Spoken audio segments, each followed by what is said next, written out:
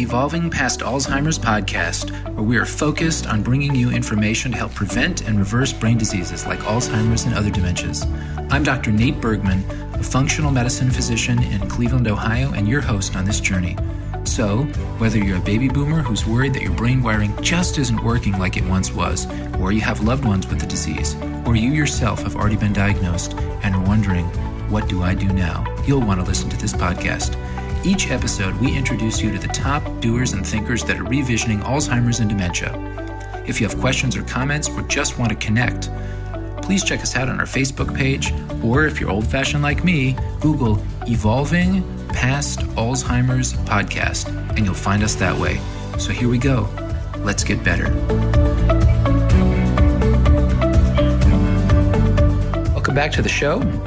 We have a really cool guest this week. Grant Shields is a Ph.D. candidate in psychology at the University of California in Davis, working with both Andrew Yonelinas in the Human Memory Lab and Brian Trainor in the Behavioral Neuroendocrinology Lab. He also works with a previous guest of ours and a favorite of mine, Dr. George Slavich, at the UCLA Laboratory for Stress Assessment and Research. I think most of that's done virtually.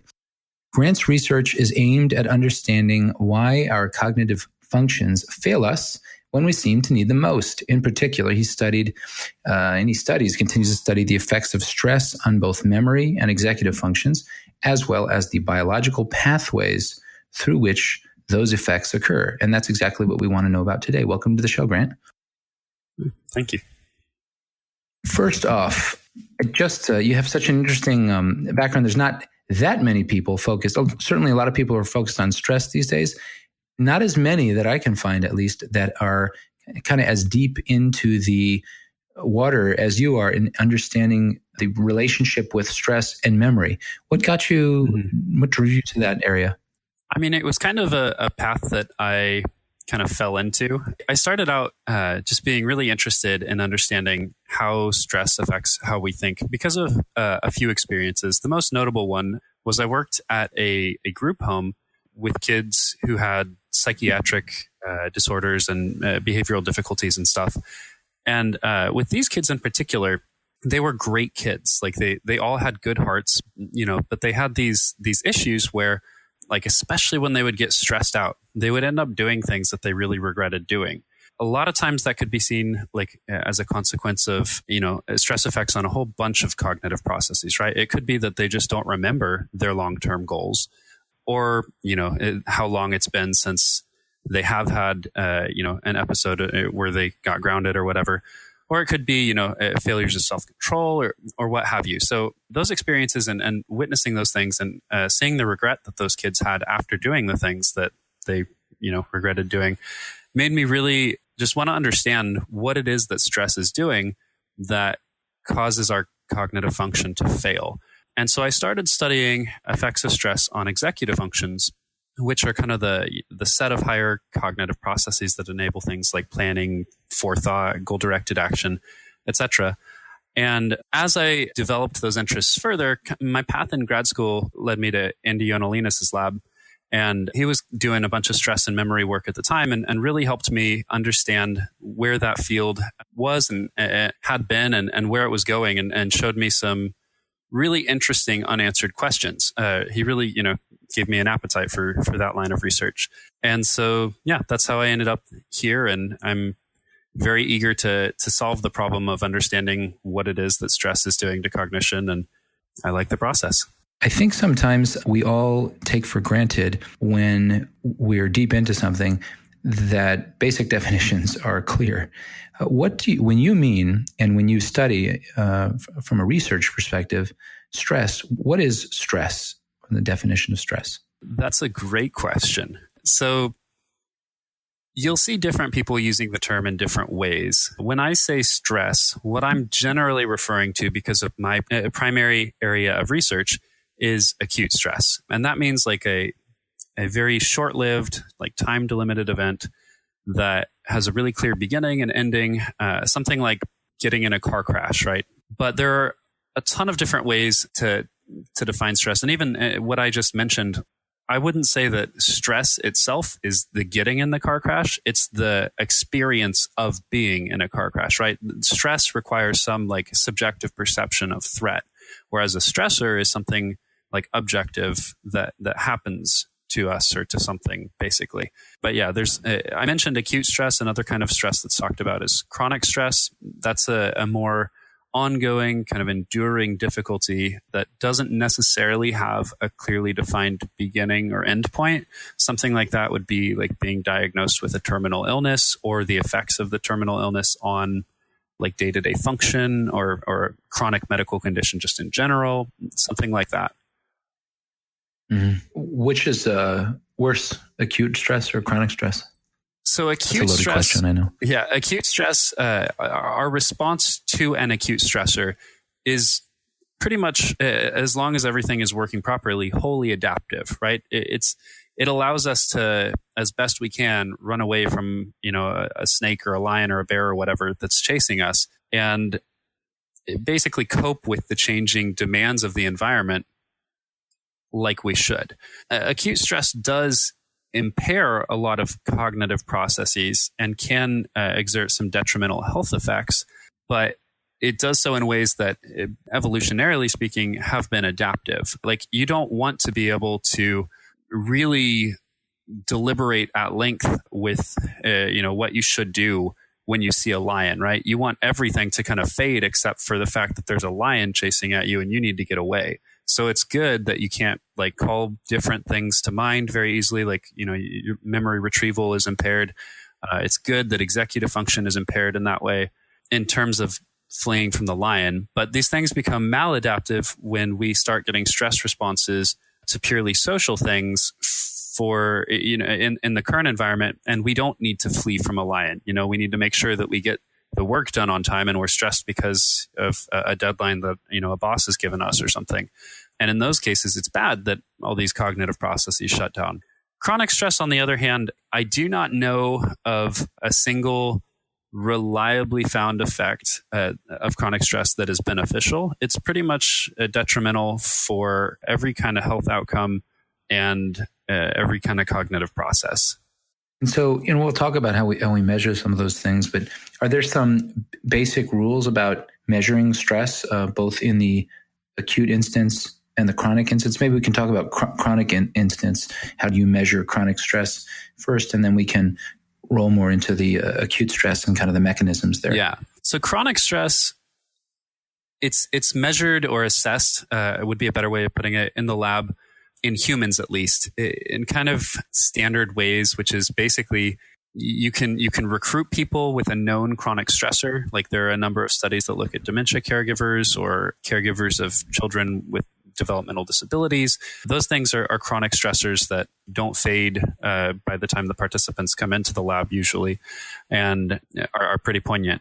There are other approaches include, like, you could sample 200 people, give them a measure that assesses multiple kinds of chronic stressors, like the strain that I think George was already on the show probably talked about. Sure. And then just see the stress assessment inventory. Yeah. And then just see, from all the people that you've sampled, who among them are currently experiencing a chronic stressor, and what's the count of those, and how many chronic stressors has somebody experienced over their entire lifespan. And there's a bunch of additional ways to assess chronic stress then. Within animals, chronic stress is usually actually manipulated. So a chronic stress manipulation in rhesus macaques might manipulate social order, relegating a monkey to the bottom of the social totem pole. In mice, it's common to just pick a mouse up and completely restrain its movement, like repeatedly, like over the course of a number of days. Vary the kinds of stimuli that the mice are exposed to kind of give this chronic, unpredictable stress, and then assess what happens as a result of that. In humans, we don't. I'm not aware of a study that's manipulated chronic stress. Okay. And then in terms of like acute stress, we can talk more about that, because a lot of the publications that I've read from you were in the sense of an acute stress. How does stress impact different phases of memory? And is it important to understand the phases of memory and sort of lay out the phases of memory in order to understand the impact of stress here? Yeah, I think so. So what you mean by phases of memory, for listeners who aren't super familiar with memory, there are different components to learning and retrieving information, basically. When you first learn information, it's often called encoding, the encoding phase or encoding stage. After the encoding phase, just for a brief window, maybe around an hour or so, we can manipulate what happens to memory with certain experimental procedures. And what that means is that this post-encoding period is a non-theoretical term. It's very important. And this period can also be can be called the consolidation period, depending upon whether or not you want to attach like a theoretical term to it. So we have the encoding phase, we have the post-encoding or consolidation phase, and then we also have the retrieval phase, which is where the information that you've learned, you later bring to mind within memory. So stress generally impairs memory retrieval. Especially, Amy Smith has some work that's shown that this is especially true when the information that you've learned isn't super strong. Like you don't have a very strong memory trace. It's something that you may have learned once or twice, but you haven't like kind of integrated it or studied it deeply. Stress at encoding can enhance or impair memory. It's depending upon whether or not the memory being assessed is for information like related to the stressor and how long it's been since the stress began when you start learning information. And this makes sense because like usually... Okay, go ahead. I just want to be clear before we move on to why it makes sense, but encoding again is the first step there. So it's the beginning of learning, to so to speak. And you're talking about, and so why does it make sense? So that makes sense because, you know, when you get stressed out, you get kind of a gun focus effect on the thing that's stressing you, right? You narrow in on the gun being pointed at you or the lion chasing you or whatever. And that's again, adaptive because like you want to be focused on this thing so that you know exactly where it is and exactly how to run from it best, right? So the fact that you get boosted memory for the thing that, you know, you're focusing all of your attention on makes sense. For things that are outside of that immediate stressor focus, you tend to see worse memory. And also after the stress has been going for a while, or especially after it's subsided a while ago, but within a certain time frame, usually like around an hour is the longest assessed, information learned within that time frame will also be impaired in memory later. That's thought to be kind of a recovery from stress adaptation. It's also, so it's theorized that the biological effects of stress prevent the hippocampus from encoding new information as easily because it's trying to make sure that the stress-related information is really, really firmly in there, right? It doesn't want any interfering information so that you can really easily call to mind the stressful experience in order to maybe prevent something like that happening again later. The post-encoding period, this consolidation window, as some people call it, shows the same kind of effect where memory, if you get stressed out right after learning something, memory for information that you just learned is actually enhanced. I say it's the same kind of effect because it's pretty beneficial. I liken it, I got this analogy, explanation, what have you, from members of my lab. If you're walking through like a field or whatever, and you come across a lion, you're probably going to want to know, if you get away from the lion, what exactly you did, where exactly you went right before you came to the lion, right? You want to know how to not do that again. So the information you learn just prior to getting stressed is actually enhanced by acute stress. So like retroactively, it's sort of retroactively augmented or amplified or something like that? Interesting. And then do those types of things then become easier to retrieve? Is that what you mean when it enhances memory means that it's, how do we know that it's been encoded more solidly or it's been consolidated, so to speak? That's because it becomes easier and more quick to retrieve? Yes and no. So we actually know that for the post-encoding stress effects, how they affect memory is by slowing forgetting rates. So if you stress somebody out and then like very shortly after have them do an immediate recall test, like right after the stressor or whatever, usually you won't get any difference between the stress and control groups for that immediate recall test. Now, that does conflate effects of stress on memory retrieval with these consolidation things, but usually the effect is pretty flat. But if you have somebody wait and, come back a few days later and compare them then to a control group who came back later, their memory will be better than the control group, and show, if you compare like how much they remember at a delay to what they remembered at the beginning, the decrease isn't as dramatic as it is for the control group, because everybody forgets more with passing time, right? And one reason why we're pretty comfortable calling these effects due to forgetting rates is that even though effects of stress on retrieval, when you have the people do the immediate recall, might be doing something, you say the same kind of thing for memory for emotional materials.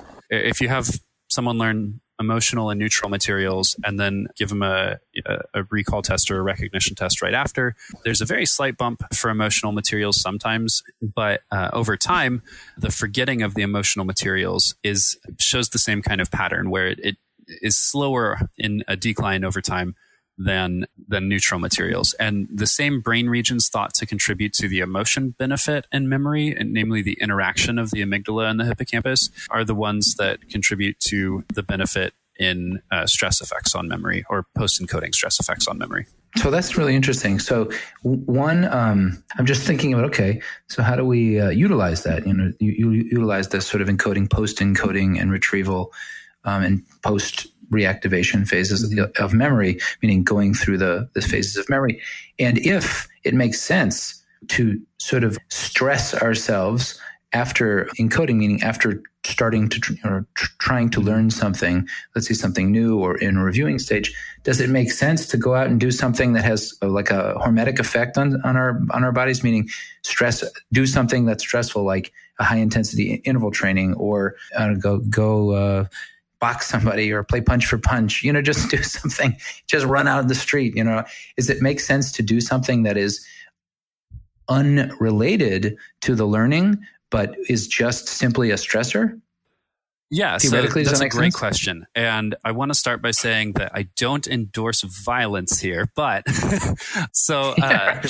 theoretically, yes, that would be something that you would want to do. Exercise increases a number of the same things that psychological stress does, and does so in a way that would be thought to show the same boosts in memory as psychosocial stress does. Now, I do want to say that some research that one of my lab mates has done followed up and experimentally confirmed one of the results in one of the meta-analyses that I published, which is that the spatial context that the stressful thing occurs in has to actually be the same context that you've learned the thing in. So if you learn something and then you run out the door and go for, a little walk and then get to the gym and then exercise there, you might not see the same post-encoding stress benefit to memory as you would if, you learned something in your house and then you dropped down and did 40 push-ups there or something, or ran in place or whatever. Yeah. It's not exactly clear. Any idea why that might be? Yeah. So it's not exactly clear why the spatial context thing, or even if it is spatial context, why this context component seems to be so important, but we have a few ideas. It turns out that the hippocampus kind of does a somewhat of a network reset when you change spatial contexts, or at least in rodents it does.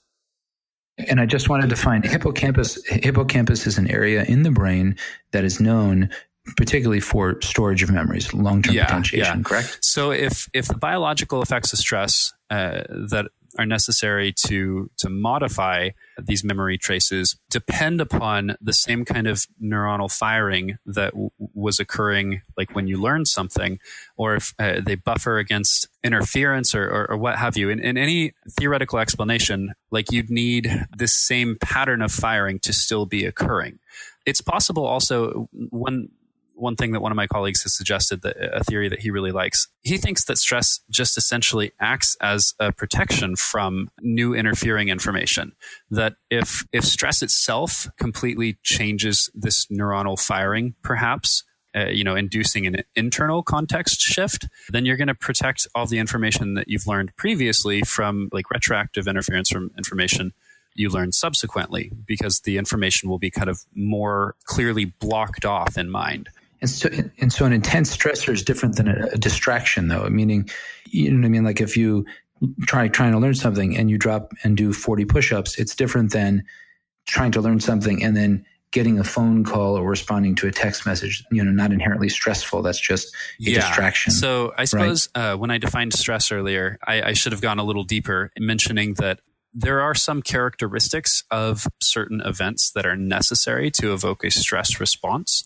And that's particularly a biological response that occurs like only when an animal or a human or what have you is actually stressed rather than just aroused in the terms of like heightened, attention to the environment or whatever, or negative affect as arousal as well. So the stress response really only kicks in if an event is uncontrollable, unpredictable, ambiguous, or has like some kind of social threat component to it, or all of those.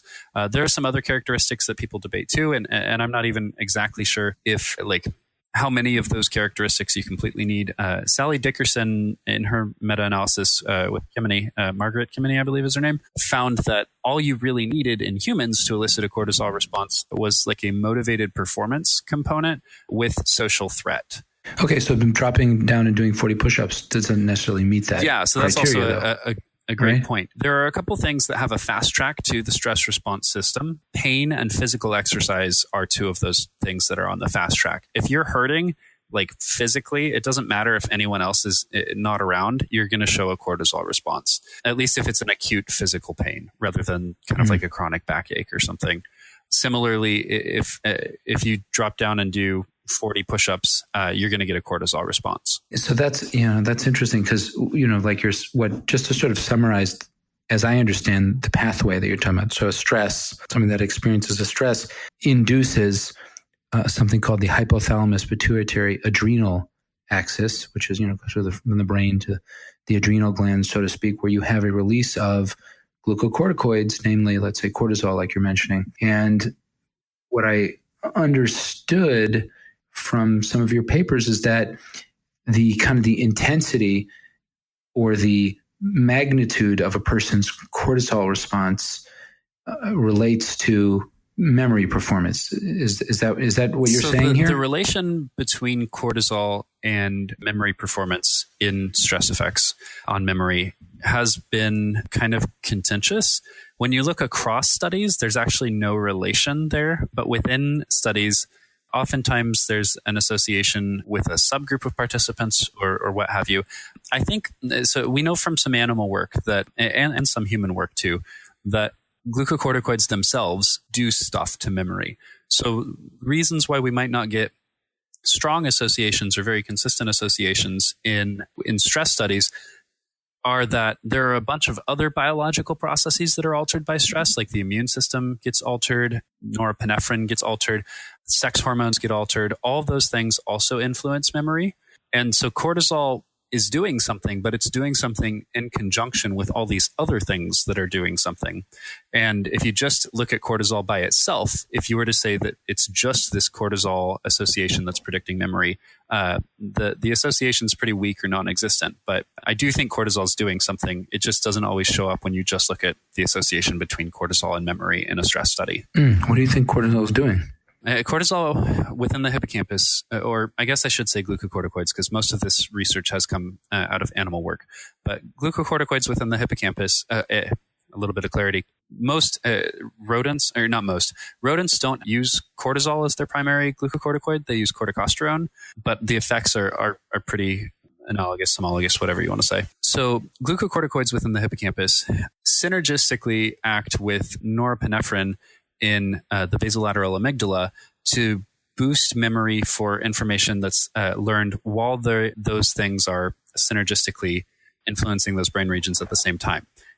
As the norepinephrine fades and glucocorticoids begin to exert their longer timescale effects, what are called genomic effects, or effects that occur through like changes in gene expression, glucocorticoids within the hippocampus start to inhibit the learning of new information, inhibit LTP, etc., so that the information that was just learned or enhanced by a conjunction of glucocorticoids and norepinephrine, that information remains boosted through that later inhibition of learning new information. Does that make sense? Yeah, I think I'm hearing the synergy, and I think it's important what you mentioned, the genomic changes, because there are, as I understand it, both genomic and non-genomic changes related to cortisol. Correct? So you mentioned the genome. What are the non-genomic changes in terms of memory formation and retrieval and things like that? The non-genomic effects of cortisol, those are the ones that typically just enhance memory formation. Like how exactly the non-genomic effects of cortisol impair memory retrieval has been discussed. There's been a few theoretical ideas that have been put forward. One that kind of has prominence right now that I'm not exactly sure what I think about it, although it's I think the main idea in the field, as far as I'm aware, is that glucocorticoids in their non-genomic mode impair memory retrieval because the hippocampus is instead, its resources are being devoted to encoding a new memory. And if you're encoding this new memory more vividly, then you're going to have a harder time retrieving old information because more of the hippocampus is being, devoted or primed or whatever to encoding a new memory. I'm not sure exactly what I think about that idea, mostly because like the hippocampus is always encoding information and we're always able to retrieve the information. Mm-hmm. But I suppose that, it's possible that we're less able to retrieve information if we're more devoted to encoding new information. But I don't know of any study that's directly like tested that idea. It's just kind of like thought that that's the case. I mean, there may be studies that I'm not aware of, but. Okay, I got you. So we got pretty technical here. We got deep into the weeds right off the bat. And I want to see if I can bring this conversation up to kind of the 30,000 foot for a second, just to make sure I think we're all tracking. So there are different phases to memory. If stress occurs prior to the encoding, which is that sort of first phase of memory, it seems to impair memory. But if someone's stressed while memory is consolidating, so they've already gone through kind of a learning phase. For example, they hear a list, they're trying to remember a list or a phone number or trying to understand. They've made an effort to try to understand something and then commit that to memory. There seems to be an adaptive advantage to stress during that consolidation period. Is that correct? The post-encoding period. Yeah. And you kind of broke up a little bit during your talk of encoding. I'm not sure if I heard you mention or if you mentioned that although stress at encoding often impairs memory, it also enhances memory for things that are related to the stressor. Mm-hmm. Can you give us an example of that? Like a kind of a real life example?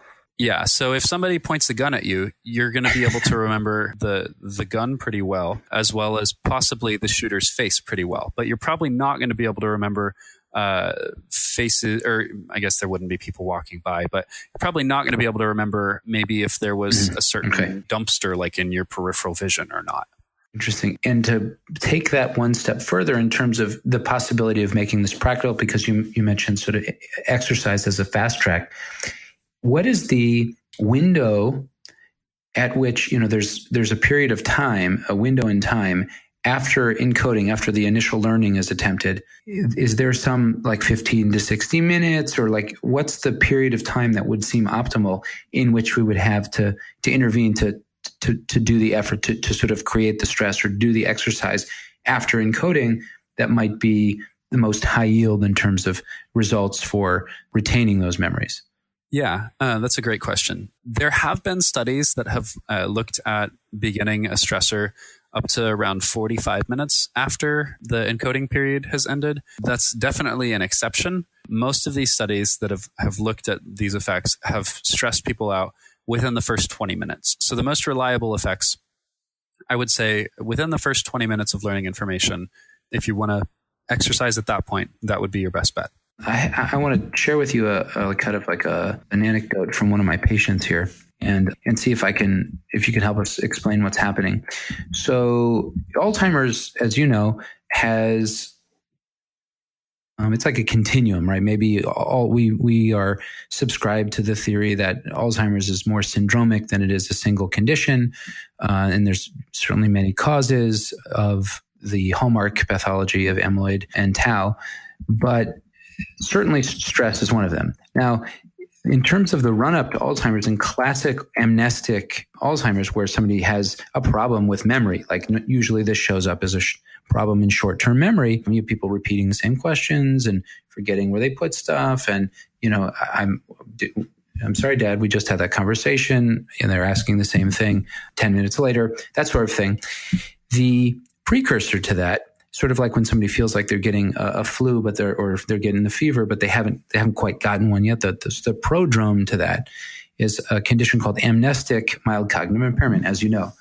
And I had a patient who had amnestic MCI, so this pre-Alzheimer's condition. Very clear, he had a genetic marker for Alzheimer's. He had one copy of an ApoE4 gene, and had a lumbar puncture, an MRI, all consistent with like the Alzheimer's variety. So this was pretty clear going to be Alzheimer's. And one of the things that he did is jog. Like, we really worked with him. He had sleep apnea. We treated the sleep apnea. He cleaned up his diet. And then we had him exercising. And it was amazing. This gentleman basically couldn't work anymore. And he was a high performer, professional. And he was able to, as a result of jogging, and he would run, fairly vigorously. He played high school sports and college sports. He was able to go back to work with a pretty good, not quite the same degree of effectiveness as he had when he, 20 years ago, but he was able to confidently perform his work, which was an amazing turnaround. And it was, his wife noticed that it was in the areas, when he would exercise, was in the areas of executive function. Now, you've done a lot of work. You broke up in a little bit, or you broke up a bit ago. Did you repeat that last bit? This gentleman was able, after jogging, essentially each time he'd gotten jogging, he would have an intense and significant increase in his memory and executive function. And his wife pointed out when we queried him in our interviews in our office, that it was particularly the exercise that improved his executive function. Now, you've done a lot of work with executive functioning, and I'm wondering, can you explain this, like the idea of executive functioning? And we'll talk more about this particular gentleman. Yeah. So that's really cool. And it makes sense with like what I've seen within the literature. Obviously, I haven't done work directly with exercise or with Alzheimer's and executive function, but I do know of a study, for example, that directly looked at an intervention that used regular aerobic exercise versus control. I believe this was an intervention study. It may have been associational, but I'm pretty sure it was an intervention study. In any case, they had this intervention of jogging versus control. And they found that people who were jogging more had better executive function. And this effect was mediated by an increase in prefrontal gray matter thickness. So it seems like exercise can actually help to kind of foster the regrowth or the growth of brain regions that are really important in executive function. And through that, actually benefit executive function. I don't know of any studies in humans that have looked at like memory as a function of exercise and as well as brain volumes. But I do know that at least in rodents, exercise, especially voluntary exercise and especially aerobic rather than like other kinds of exercise, promotes neurogenesis within the dentate gyrus and the hippocampus and things like that. Now, there was a paper, I should mention, there was a paper that just came out like, I don't know, a week or two ago in Nature where they actually really, really, really persuasively argued that neurogenesis does not happen much at all in adult humans. There's like 1 or 2 neurons out of like 20,000 that they looked at that actually showed evidence for neurogenesis. Yeah.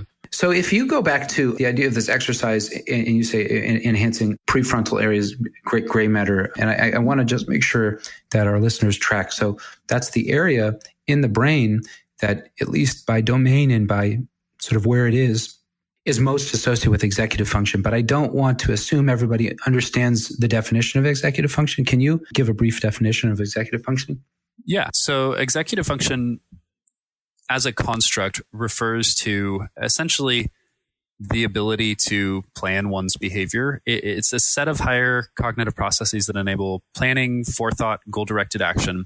It's underpinned by 3 interrelated component processes, and some argue that inhibition is actually a common executive function to all these processes. I kind of skipped or jumped the gun there. So these three component processes are inhibition, which refers to the ability to like stop a response or ignore like interfering or irrelevant information. Then working memory updating refers to the ability to like update and integrate new information with what you currently have in mind.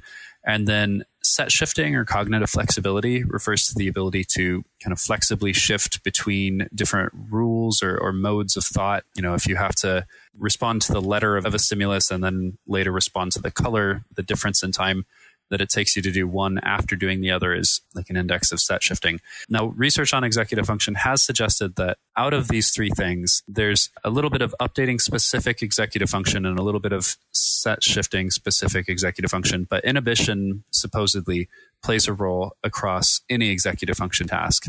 I'm not completely sold on that agreement. I think that it might be because of how these factor analyses are done, but that's definitely beside the point. Yeah, that gets pretty statistical. We want to avoid that at all costs. Yeah. And we're fine, by the way. Just continue to talk. I know it's saying lost server connection, but it's fine. Okay. So I'm really fascinated by the physiological costs of stress. And we know that they can kind of degrade the memory and really overall health. I think George Slavich and Steve Cole and others' work really is showing that fairly clearly. Can you give us a little more insight on how stress activates and what's going on in terms of degradation of health, but how stress relates to, as an activation system, leading to degradation of long-term health? So by activation system, do you mean just like when the stress response is activated, how those things, okay. So the stress response is complex and pretty multifaceted. As I mentioned, things like the hypothalamic pituitary adrenal axis get activated, the immune system, the hypothalamic pituitary gonadal axis, the sympathetic adrenal medullary axis, all these things get activated kind of in concert, and they have differing effects. But the ones that have been mapped most closely to how stress degrades health over time are effects of glucocorticoids and effects of the immune system. So with repeated activation, immune system cells become less sensitive to glucocorticoids in shutting off the inflammatory response. And what that means is that when you get some kind of thing that elicits any kind of inflammation, and there's tons of stuff going on in our bodies, like a good portion of every day that's inducing some kind of inflammation, like our gut has a lot of it as it's processing, food that might make us a little stomach upset if, our gut didn't process it as efficiently. The things, constantly coming into contact with our skin and eyes and nose and mouth can elicit inflammatory responses. So when you get cortisol having less of an ability to shut those inflammatory responses off, you end up with a state of systemic kind of runaway or sustained inflammation. And over time, if you have kind of heightened, sustained inflammation, your body ends up thinking that its own processes might be contributing to some of that inflammation, and you develop autoimmune disorders. There are also other illnesses that you're not able to fight off as well due to the effects of stress. So as sustained inflammation goes up and continues, we also have less of an antiviral response from the immune system to viruses, so you're more likely to catch a common cold or a flu, and it's just pretty much all around a bad thing. In terms of how stress degrades memory over time, things like glucocorticoids and immune system proteins called pro-inflammatory cytokines can be neurotoxic or affect brain function in really detrimental ways.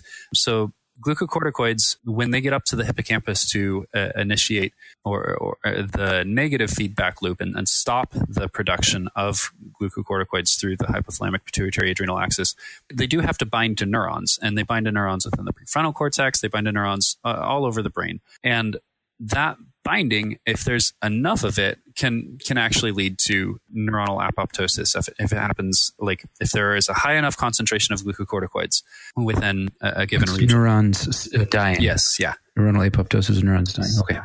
So memory gets hurt in that way by stress actually killing off some neurons within the hippocampus or within the prefrontal cortex.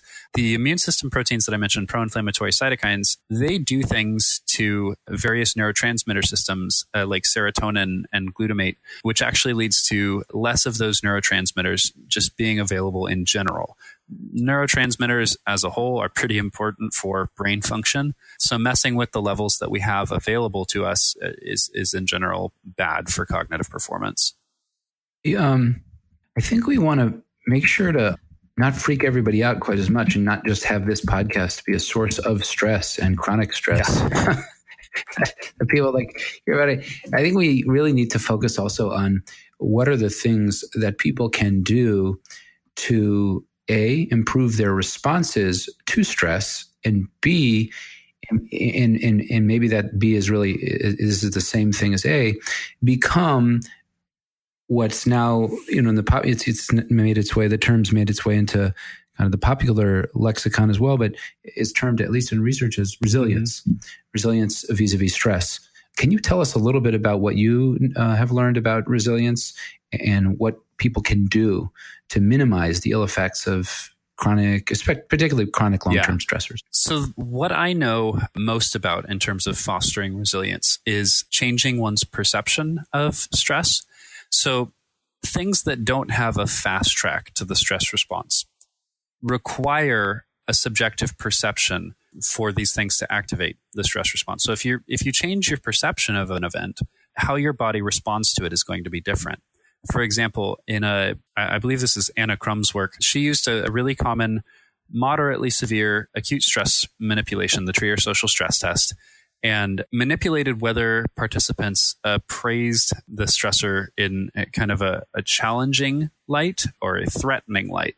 So the challenging light would be, you see this thing that you're up against, giving a speech to an evaluative panel as something that, is going to be something that you have to do that maybe isn't the most pleasant thing in the world, but you feel like you have the resources to deal with it. Like it's something that's within your control. You're the one going in there and you're the one giving the speech. You don't depend on anything external happening to you. You're in control of the situation. Your resources are not exceeded by the demands of the situation. A threat perception sees the demands of the situation exceeding resources. So you're being told to go give a speech to a panel of evaluators. They're going to be critiquing your performance no matter, what you do, etc. So it's just two ways of seeing the same event. But a challenge perception is associated with a much healthier stress response and a better cognitive profile in response to that stressor. What about things like I could almost put like guided imagery and visualization. I could fit that into what you're saying there. You could probably even fit hypnosis, especially if a chronic stressor is developed as a result of some episode of stress, or something like PTSD, where somebody is, for lack of a better term, stuck in a loop of chronic stress because of something that was unhinged at one point. Things like exercise are certainly useful for memory, but do they also exert sort of an anti-stress or a pro-resilience effect? Yeah. So interventions like exercise and meditation both seem to be very beneficial for preventing the negative effects of stress, or especially chronic stress, on our health. For example, I'm working on a study right now. We're about to submit it for publication, where we looked at the effects of going on a month-long, or it wasn't quite a month, but a long meditation retreat, and found that the effects of that on expression of genes that are upregulated by stress are pretty much the opposite of what stress does. So if you want to downregulate those same inflammatory genes that are upregulated by stress, this meditation retreat seems to be really good at doing that. Other studies have found that mindfulness-based meditation is very helpful for contributing to a better biological kind of health profile. And then exercise, like you mentioned, I actually just read a study yesterday on this. Even though initially it exerts kind of a stress response, over time, if you continue to do it, it will eventually lead to lower levels of inflammatory activity and a better biological kind of profile again. Interesting. It's really interesting. So if we could take a minute to wax philosophic, you're a PhD and I'm or a budding PhD and I'm aspiring philosopher or something like that. I don't know. Really, I'm just a clinician in the day to day. But when you think about the United States, if you think about the world over, think about things that have happened in other countries, Vietnam and Laos and China and Russia over the last 100 years. And there's a lot of places in the world. One would, and certainly the Middle East, one would imagine that those of us living in the United States are blessed, are lucky, are fortunate, etc. Yet we appear to, and I don't have this confirmed, but we would appear to have a greater experience of stress. Even people that they're safe. They live in a relatively, statistically speaking, live in a relatively safe area, have relatively safe and stable relationships. And, they're not wanting for money. They make enough that their basic needs are met without any real threat of not having that.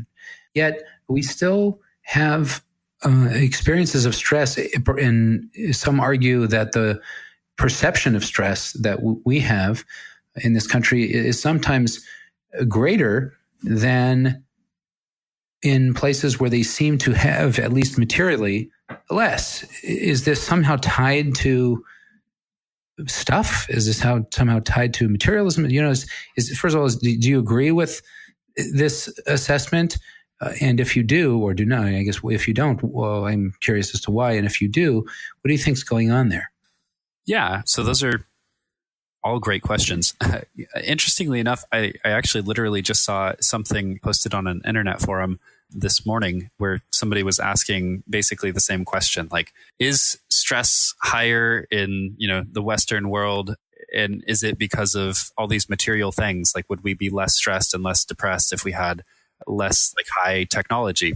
I think it's a really interesting question. Certainly I'm aware that positive affect, for example, when you look at differences in country-wide levels of reports, positive affect is greater in Latin American countries than in the U.S., and we have so much more materially, and we are also so much safer than they are down there. So I can't necessarily comment on what it is that contributes to more stress within the U.S. I think that a lot of industrialized nations are expecting a lot from employees within the workforce. For example, I can think, one thing that I'm well aware of as a PhD candidate is that rates of mental illness are exceptionally high in PhD programs right now. And they're higher than they have been in the past, I believe. It's something like 2 out of 3 people who get a PhD will develop depression or anxiety while within the program. So these rates are very high. And I think that a good portion of that is because of the pace at which the field moves now. When you compare, what academia was like before computers and before email, if you were meeting with your advisor, you were meeting with your advisor. If you were at home writing, you were at home writing. You weren't also having to worry about answering 30 emails within the day that randomly pop up and are often disappointing news. Everything was much less kind of happening all at once, a number of, chaotic. I didn't necessarily want to put it like that because, it's definitely possible that there was chaos in its own way before the invention of emails within academia. But I've talked to more senior faculty, they've mentioned the field as a whole is just moving so much faster now. And it does seem like it's really stressful and, yada, yada. So I think that in some ways technology can be stressful. We're expected to get so much more done because we can do more with it. It's the whole, I don't know if you've watched the Unabomber special on Netflix recently. It covers, I think it's called Manhunt. And it covers a lot of his thought, which I knew, a fair amount about him before, but it was really interesting to hear more of these ideas fleshed out, that at first technology brings advantages with it, but then we become bound by it. We can't live without owning a car now because nothing's within walking distance anymore, pretty much. And I'm not exactly sure what the cause of more stress in the U.S. is than other countries, but I wouldn't doubt that like material possessions not definitely, but probably play a role. I know there have been studies looking at Facebook usage, for example, and they've found that people who use more Facebook are less happy. Some intervention studies are mixed depending upon the outcome that you're looking at. Using Facebook can be good or bad. I know personally I deleted mine pretty recently, and I have been much happier with not having it. Yeah, that's kind of a long-winded answer, but I guess in some, I guess I don't really know why we in the US are so stressed, but the idea that material possessions play a part in it, I think is a good one. It's a lot easier to get stressed about, what you don't have when there are so many people in the US that, flaunt how much they have, Yeah, Facebook, it's the basis for marketing, really, the entire base. Exactly. Grant, we really appreciate the time. It's certainly the takeaway is to exercise more, to meditate more, and to stress less, and to and to use Facebook less. Those are some big takeaways. You have a beautiful way of elucidating the mechanisms. Certainly, you're onto great things with stress and memory and other things. Thanks so much for taking the time to be here with us. Yeah, I'm happy to. Thanks for having me on. So that's our episode. I hope you guys got something out of that. Check the show notes out on iTunes or on our website where we've summarized the key points. If you have questions or comments or just want to connect, please check us out on our Facebook page. Or if you're old-fashioned like me, Google Evolving Past Alzheimer's Podcast, and you'll find us that way. Finally, if you find the information here valuable, please consider giving us a 5-star rating on iTunes and leaving comments in the comments section. It will really help us bring this message to as many people as we can. Thanks, and talk to you next time.